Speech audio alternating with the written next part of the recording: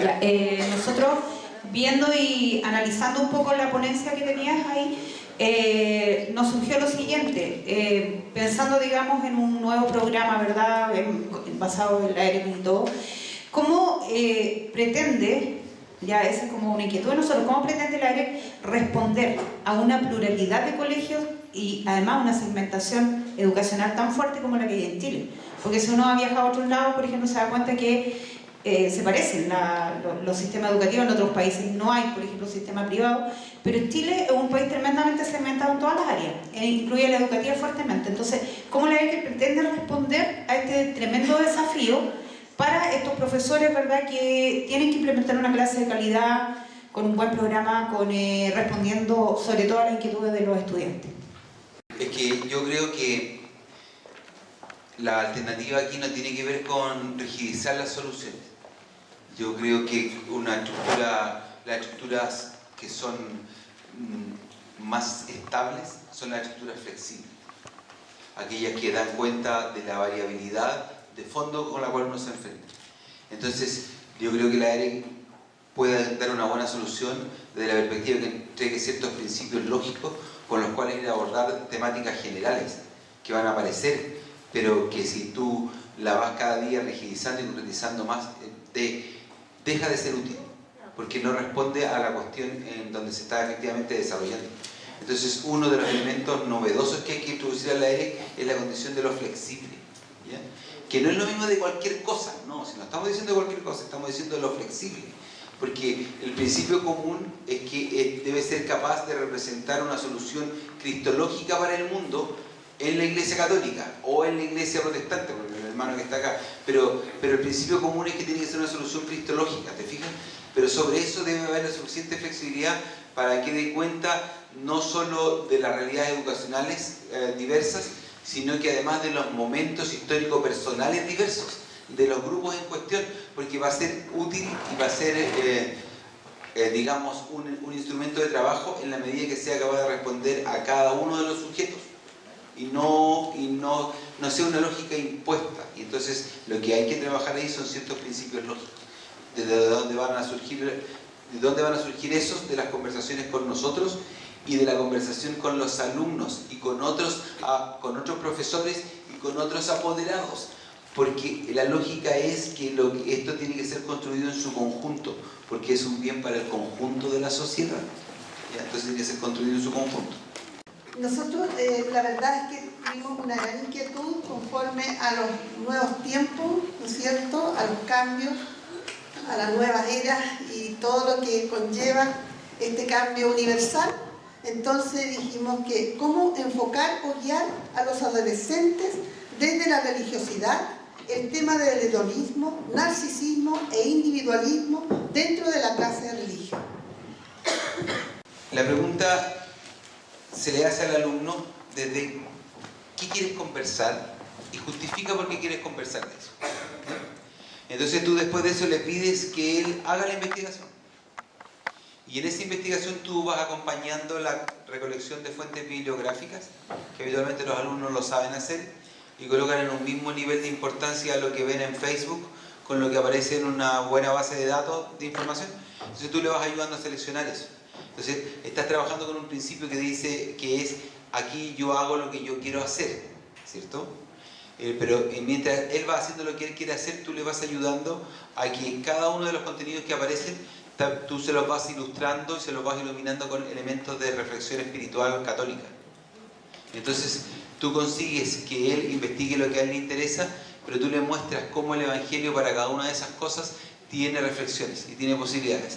Y dentro de las fuentes bibliográficas que tú le pides que cite, tú le recomiendas algunas fuentes bibliográficas de buena calidad del pensamiento católico, como las que uno puede encontrar en Vatican.pa, por ejemplo, o en alguna consideración católica, ¿no? Entonces, de esa manera tú consigues equilibrar ambas cosas, lo que yo quiero ver, pero también lo que yo te quiero compartir. Y esa mixtura nos va dando resultados, ¿ya? Eso. Sí. ¿Cómo hace que el alumno, tú vayas revisando, porque no es llegar y que el chico porque... hace toda no. la investigación y sabemos de qué se trata? Sí, claro. Lo que pasa es que tú la destinas alrededor de unas 4 a 5 clases para que ellos vayan a investigar con la sala de computación del colegio. Pero ¿cómo hace que tú lo veas antes de que ellos van a exponerlo? Porque tú los vas acompañando, tú estás mirando en los computadores lo que están haciendo, lo que ellos van. Claro, tú lo vas supervisando. Pero dentro de lo que tú planteaste, hay un tema que tocó el otro grupo, que son los cambios culturales, ¿ya? Que tú llamaste mutación de los valores. Sí. Me nace una inquietud. ¿Qué tiene o cómo debe estudiar o perfeccionarse el profesor para lograr esta nueva experiencia de trabajo? Porque yo tengo una formación que tú acabas de decir, descontextualizada en el tiempo. Entonces debo tener nuevas herramientas para poder llegar y abordar estos temas, porque no es solamente la metodología, sino que también poder sacarme este velo que me pusieron y que hoy día ya no me sirve. Yo creo que una de las fórmulas más importantes tiene que ver con la capacidad de pensar que la realidad tú la vas construyendo con otros. La realidad tú la vas construyendo con otros. No la verdad, la realidad, ¿ya? La realidad cotidiana. La verdad para nosotros los creyentes ya está hecha, está dicha, de una vez y para siempre. Pero la realidad, cómo se va viviendo eso en lo cotidiano, eso tú lo vas co-construyendo con el otro. Lo que pasa es que eso descentra la relación entre el estudiante y el profesor, porque no la convierte en una relación estrictamente vertical, sino que la convierte en una relación de colaboración, que es una cuestión muy distinta. No la convierte en una relación vertical al modo más extremo que probablemente nosotros lo vivimos. Yo lo recuerdo cuando mi profesora me sentaba desde las orejas en el asiento, digamos, ¿no? Y mi mamá encontraba que estaba bien, porque yo me paraba mucho, digamos. Entonces ese era un modelo de relación vertical entre estudiante y profesor, ¿cierto? Entonces, esta comprensión en donde la realidad la co-construimos hace que tú y yo trabajemos en colaboración y que los diálogos sean en respeto, pero en horizontalidad, en respeto mutuo, ¿no? Entonces, pero eso es novedoso para mí, porque uno tiende a funcionar con el mismo modelo que a uno le enseñaron a hacer clases en el currículum oculto que nos instaló en nuestra capacidad de respuesta, nuestras primeras clases, cuando estábamos en primero básico, segundo básico, tercero básico. Esos profesores yo las vuelvo a actuar ahora. Entonces, lo que estamos diciendo a partir de eso es que este cambio de piel, por así decirlo, comporta saber que los vínculos son colaborativos, no solo entre alumnos, sino que entre estudiante y profesor, son colaborativos. Porque además, no pocos de ellos son definitivamente más hábiles que tú en el manejo de la computación. Entonces eso hace que en un tópico donde tú habitualmente tenías que saber más que ellos sepan más que tú. Porque tú puedes estar haciendo alusión a un contenido y él lo está mirando en su celular y te puede contradecir porque no sé qué, no sé cuánto. Entonces, si las relaciones son de competencia, estamos mal. Si son de colaboración, es la nueva piel, un vínculo de colaboración. Profesor, sí. Desde el Evangelio, ¿cuáles son aquellas que ya hablaste de algunas? El ser colaborativo, ¿cuáles serían las competencias? No sé si te por ahí. Sí. Mira, nosotros, nuestro objetivo final, nuestra utopía es que ellos aprendan a amar a su prójimo como a sí mismo, ¿cierto? Y a Dios por sobre todas las cosas. Nosotros tenemos que ser capaces de pensar competencias que sean conducentes hacia ese lugar, ¿ya? Entonces, para sujetos hedonistas y narcisistas, el ser escuchados y el ser vistos es una cuestión que les resulta muy evidente, ¿cierto? Entonces, pero tú, respecto de eso, lo que tienes que instalar también es el escuchar y ver a otros. Entonces ahí, sobre eso se empieza a desplegar un concepto de ser con otros, ¿ya? Que es el principio de la colaboración y de la cooperación. Sobre eso instala la idea de la comunidad, ¿te fijas? Entonces, ¿de qué primera línea? Es ver a otros, ser con otros. Ser para otros ya un nivel más avanzado de los procesos de formación. Probablemente eso se van a poder trabajar en otro grado de complemento, pero sí en esas cosas que en algunos colegios lo logran hacer, que es lo que lo llaman los callejeros de Cristo, ese tipo de que salen a acompañar a otros, ¿te fijas? Ya, entonces va en esa cadena de soluciones. El hedonismo, que es la idea del goce, ¿sí? ¿Cierto? Entonces, tener conciencia que en el comprometerse con otros y ayudar a otros también hay goce. ¿Ya? Y tener conciencia incluso en términos de capacidad de representarse la alegría que trae servir a otros, porque no es que el hedonismo no pueda también ser puesto al servicio de un proyecto de encuentro con el otro. Lo que pasa es que surge desde el yo quiero, no desde el tú me mandas. Y ese principio uno no tiene que tener claro. Ellos van a moverse desde el yo quiero. Ok, yo voy a conseguir que tú quieras servir a otros. Yo voy a conseguir que tú quieras pensarte a ti en una realidad eterna, que es la realidad de la comprensión de nuestra fe.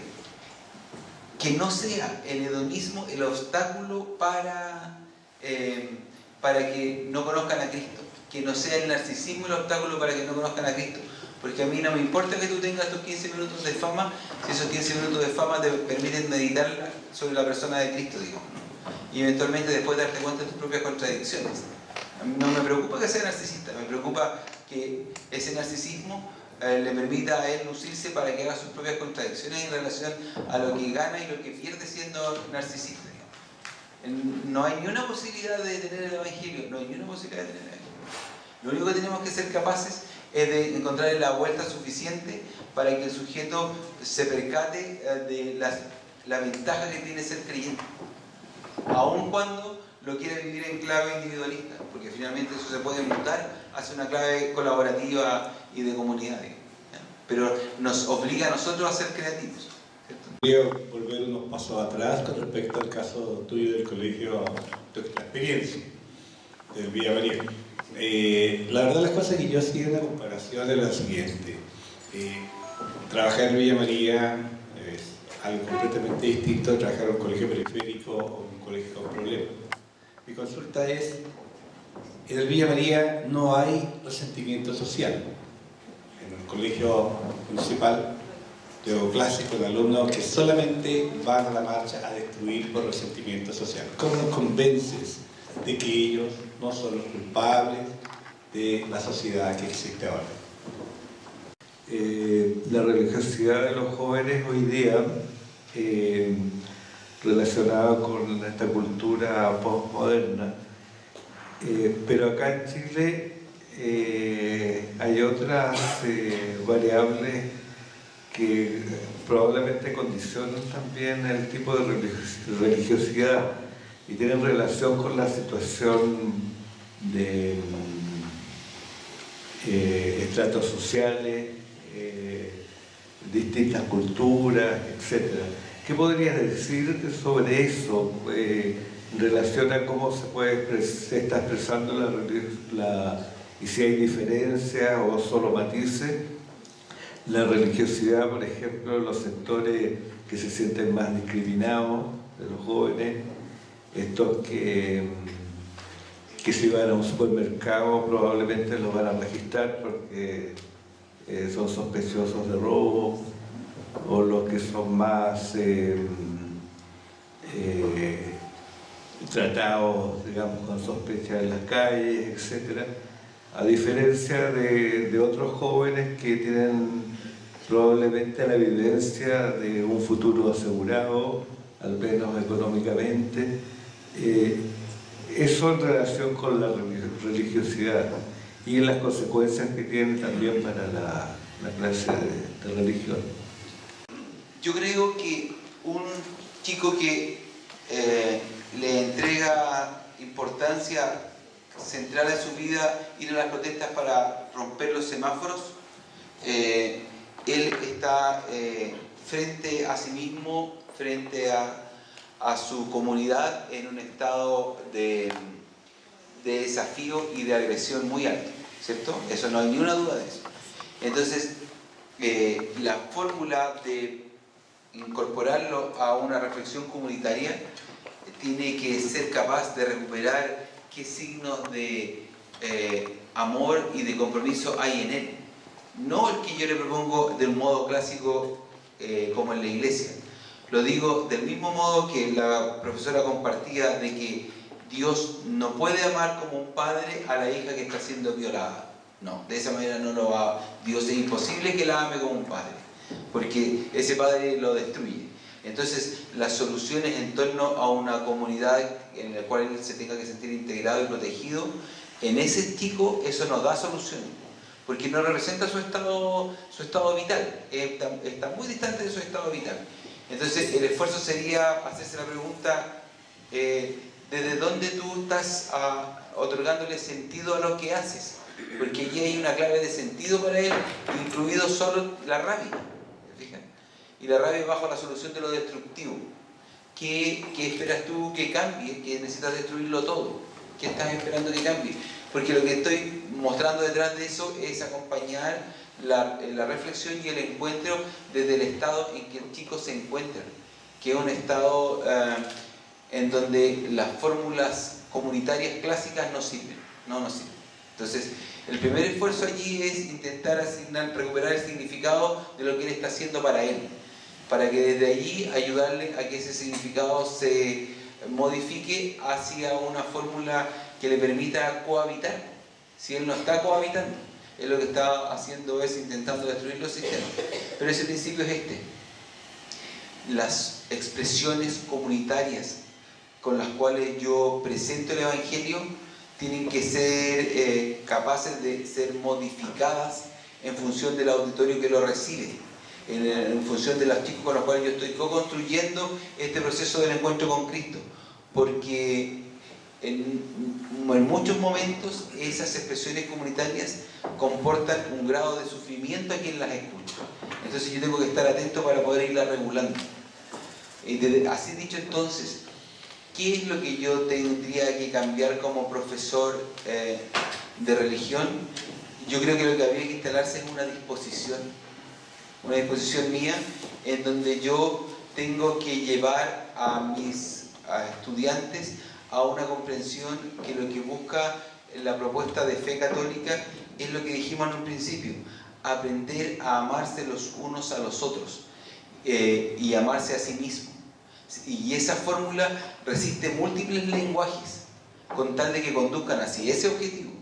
Y esos lenguajes van desde las expresiones musicales, las expresiones artísticas, las expresiones de intelectualidad compleja, y puede que incluso ellos durante mucho tiempo ni siquiera usen las categorías comunitarias, siempre que se vayan dirigiendo hacia donde nosotros queremos acompañarlos, que es aprender a reconocer al otro como válido y valioso, y aprender a reconocer la existencia de un Dios que los trasciende, para que en el paso siguiente ese hermano represente a Cristo y ese Cristo sea el que ellos siguen. Probablemente en la primera etapa eso no se logre, pero en las etapas que siguen eso sí es posible. Entonces, ¿qué nos queda? Como síntesis, la posibilidad de aprender a adecuarnos en función de nuestro auditorio, porque nuestro auditorio ha cambiado sustantivamente, a trabajar con nuestro auditorio en la construcción del reino, y nosotros a ser particularmente flexibles, a no perdernos en las formas, sino que apuntar hacia el fondo del objetivo que tenemos que buscar. Eso es. Y las categorías que podríamos, que la pregunta Andrés, respecto a qué otras ideas del mundo más nacional podemos considerar, ¿hay alguna que...? Mira, el reclamo del desposeído es un reclamo por justicia, ¿cierto? Entonces, ese reclamo por justicia es un reclamo que todos nosotros tenemos que acoger, pero en una búsqueda de una solución que comporte una condición de permanencia de la comunidad. Justicia en comunidad, justicia en donde podamos quedar incluidos todos, porque hay soluciones de justicia que involucran la expulsión de unos para la incorporación de otros. La fórmula de justicia es una fórmula de justicia en donde cabemos todos. Inclusión, una justicia inclusiva, que no nos hace menos justa, pero probablemente la hace más misericordiosa. ¿Se fijan? Entonces, el reclamo del desposeído es un reclamo por justicia. Nosotros tenemos que pedir que esa justicia se resuelva tal como se pide, pero en clave de misericordia. ¿Ya? Esas soluciones son soluciones de fe. no están en el discurso político clásico, son soluciones de fe. La solución de justicia en clave de misericordia es una solución de fe. Por eso la fe construye lo social, construye lo comunitario, porque tiene mucho que aportar a la vida ciudadana, mucho que aportar. Por eso no hay que tener miedo al diálogo con la formación en clave ciudadana, porque nosotros tenemos mucho que aportar a la clave ciudadana, mucho. Sensibilizando en torno a la justicia en clave de misericordia es una solución que surge desde la fe.